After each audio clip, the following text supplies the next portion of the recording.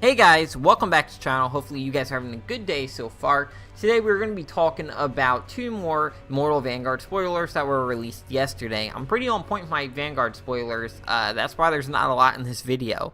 So the first one to talk about is the first one that was released yesterday. This is Lost Artificer. Now this is a neutral minion. It's a 2 mana, 2/3.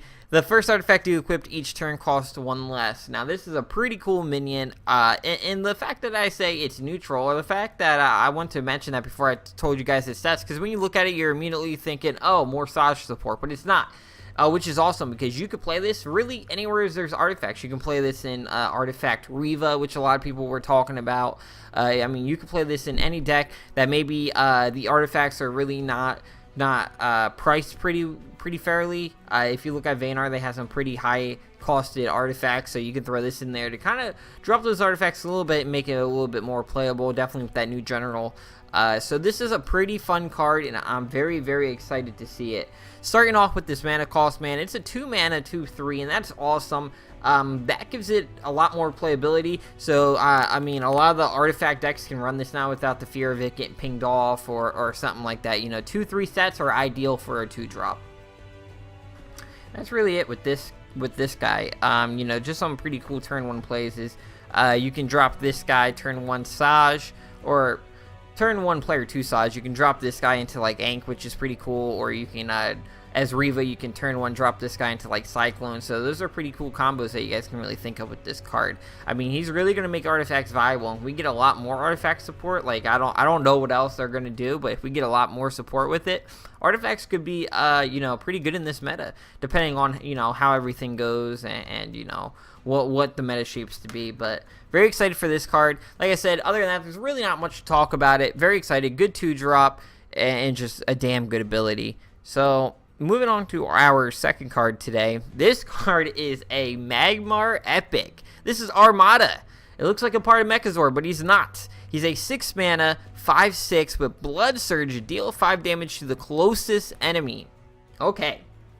The meltdown that we all wanted is here, and it's Magmar specific. So this is a pretty cool thing, man. 6 mana. It's fairly statted. I mean, I think the whole card's fairly statted. 6 mana with that a really good ability with decent stats is fine. You know, it's got a big butt. You can flash this thing out and it still be a 5/4, which is pretty cool. And that's pretty powerful. The thing is, it does say the closest enemy. It does not need to be near the enemy. It's just the closest one. You could throw this thing in the corner and the closest enemy could be like the only enemy on board, which is the general, and then it hits the general. So that's pretty cool if you think of it like that. It's not a nearby close enemy, or however they say it. It's the closest enemy. So keep that in mind. Pretty cool thing to think about when it comes to this thing. If you guys think about like a Lava Slasher clearing the board, your opponent really doesn't have a follow-up to it, goes back to you and then play Armada, that's going to be super big.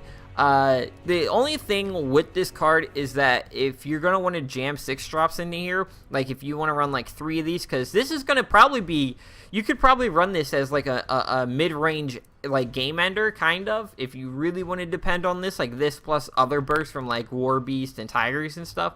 You could do it if you really wanted to.